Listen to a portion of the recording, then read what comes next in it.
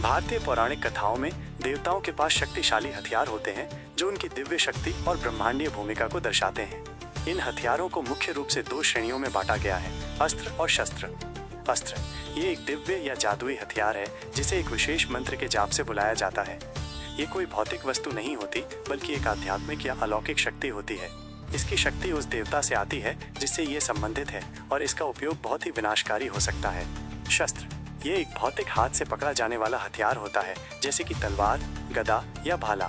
शस्त्र की शक्ति उपयोगकर्ता की ताकत और कौशल पर निर्भर करती है, न कि किसी मंत्र पर। भारतीय देवताओं के सबसे शक्तिशाली अस्त्र और शस्त्र।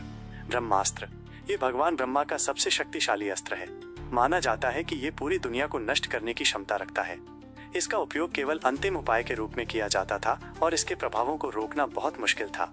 पशुपतास्त्र भगवान शिव का ये अस्त्र भी बहुत विनाशकारी है। इसे मन, आंखों या शब्दों से भी चलाया जा सकता है। ये इतना शक्तिशाली है कि इसका उपयोग कमजोर दुश्मनों के खिलाफ नहीं किया जाता क्योंकि ये पूरी सृष्टि को नष्ट कर सकता है। नारायणास्त्र भगवान विष्णु का ये अस्त्र एक साथ लाखों हथियारों की बारिश करता है। इसका सामना करने का एकमात्र तरीका पूरी तरह से आत्मसमर्पण करना और हथियार डाल देना है, क्योंकि इसका विरोध करने पर इसकी शक्ति और भी बढ़ जाती है। सुदर्शन चक्र भगवान विष्णु का ये तेज धार वाला घूमता हुआ चक्र है। ये ब्रह्मांडीय व्यवस्था और समय का प्रतीक है। इसे एक बार फेंकने के बाद ये अपने लक्ष्य को नष्ट करके हमेशा विष्णु के पास लौट आता है। त्रिशूल ये भगवान शिव का 3 शूल वाला हथियार है।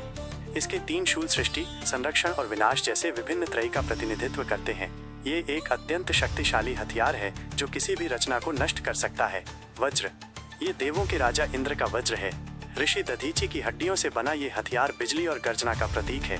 ये इतना कठोर है कि इसे तोड़ा नहीं जा सकता और इसकी शक्ति अतुलनीय है। पिनाक ये भगवान शिव का धनुष है।